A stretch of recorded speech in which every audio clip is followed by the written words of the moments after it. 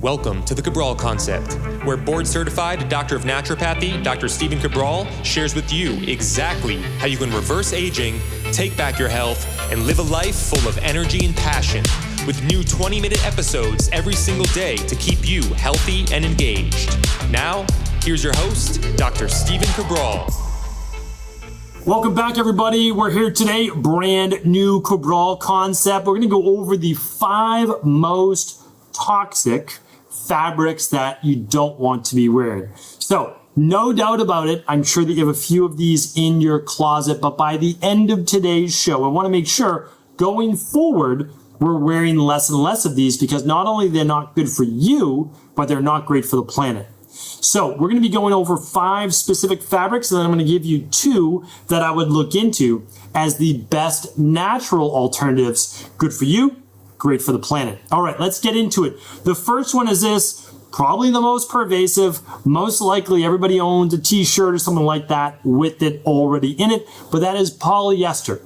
So when you think about polyester, you probably think about, some really not so great, not the worst, but not so great suits back in the day. I certainly had some, I'm sure, polyester suits back in the 90s and early 2000s. I don't know, but no doubt I did. So for the polyester, here's the thing.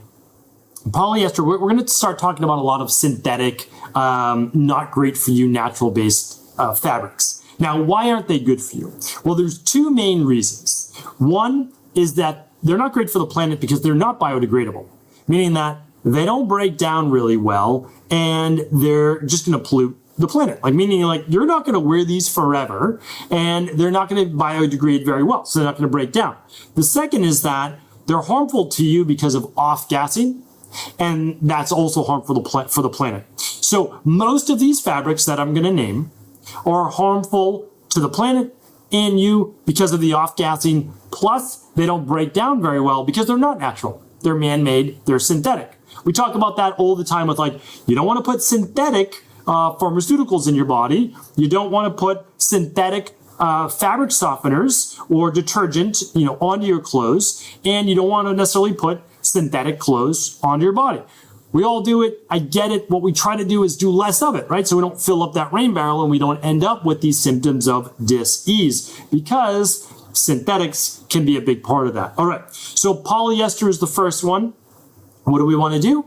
We have to look at the labels that we are purchasing.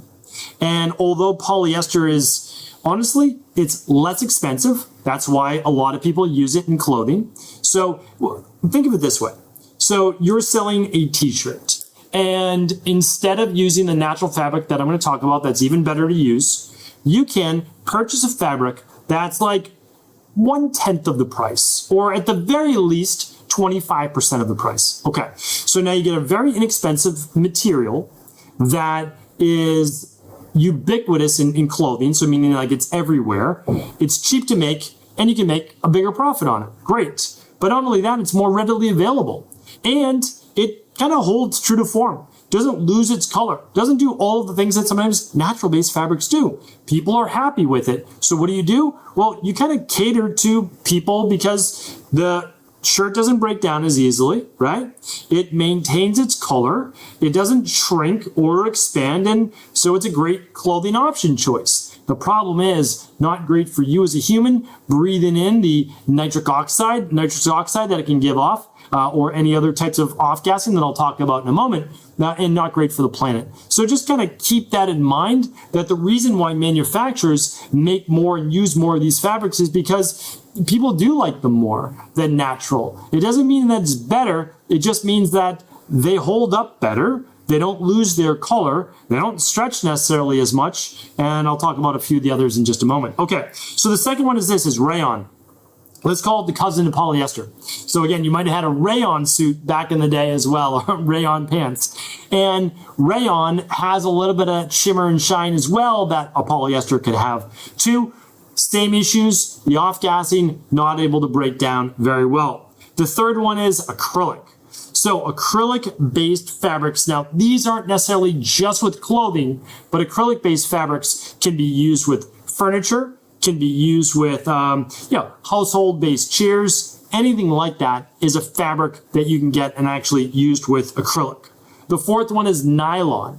Nylon, now you might have heard about like nylon stockings back in the day to go real old school, right? Nylons is what you might look at. Stretch, they don't necessarily tear as easily, although they can obviously tear. And there is nothing really like nylon that you would say that's natural. So when you get nylon, you're getting a fabric that's now able to do something that really you can't necessarily do from natural based substances. You can't get something that's super thin that have that same tensile based strength. So when we look at nylons, now that is something that you're putting directly against your skin that can be quite toxic. And nylon's used for all sorts of different fabrics outside of clothing as well. The fifth one is this, it's acetate. You might not have heard of this one as much, but I'm telling you right now, if you start to look at your clothing-based labels, you may actually see that acetate in there as well. And then of course on fabric, that can be in there too. Now, there's a few more that I want to add on top of those 5. And that is every time you see wrinkle-free or waterproof based clothing or flame retardant or stain resistant, it almost always comes with a synthetic based solution that the fabric is soaked in or it's layered on top. And those are absolutely, without a doubt, toxic. So by breathing them in, you are inhaling more of what are called volatile organic compounds. You'll almost likely never see it written like that, but you will see VOCs. And VOCs are not a good thing. The word organic in there does not make it good. Volatile is the word that you should be looking for. Volatile organic compounds. The problem is that these items oftentimes touch our body. So let's say this shirt, which is not, was a wrinkle-free shirt. I would be touching it against my body every time I was wearing it, and that wrinkle-free solution, for lack of a better term, could be passing through my skin into my bloodstream. Microscopic amounts, no doubt about it, but over time, is that healthy? No, not at all. So a couple things is this. If you do purchase or have these items, always wash them a couple times before wearing them. If there is actually a scent, let them air out first, then wash them multiple times. The multiple washings begins to break down the compounds as well. So the more you wash it, the less toxic it is. The problem is, still not great for the environment. That's one thing that we need to look at. Okay, so I gave you the basics right there of what to look at. I'm happy to do a follow-up show. But now what should we be choosing? Like, what can we use that are healthier options? Okay, we want to look for organic cotton. So whenever you can choose an item that's organic, even better, right? Because that's going to be typically from nature. Cotton, something great that you can use, that you can look at, that you can put against your body, organic wise, whether it's fabric, it could be wool, right, for a rug, or it could be wool for different fabrics that you may be using. But the second one is this, bamboo. Organic bamboo, sustainable bamboo. These are items that are sustainable. They are biodegradable. They're better for the environment. They're typically harvested in a more ecological based way. Not always, but oftentimes more. They have less sprays when they are organic. And these items are not only better for the environment, they're better for you. You can wear them against your body. So these are a couple tips I wanted to share with you here today. I would love to hear the ones that I left out. Please do feel free to drop below not only the toxic-based synthetic ones that you're going to want to purchase less of in the future, but also which ones are safe. Which ones would you like to recommend to our community? Another one that I can think of off the top of my head is linen, right? So these types of fabrics, linen could be made from hemp, could be made from flax. These things are much better for the environment. They break down, they're natural, much better on our body as well. Hopefully this was helpful. Of course, if it was, do feel free to share this show with anyone you believe it could serve, and I will be back each and every day with a brand new Cabral concept. Take care, everybody. Have an amazing rest of the day. All right, everybody, before you go, I want to make sure that you know that ending soon is our free offer over at Equalife for the daily care support. This is a $60 value, yours completely free on all qualifying orders. And that means that you get to test out this product if you've never tried it before on us. It is a product that is guaranteed to help with graying hair, thinning hair, and hair loss.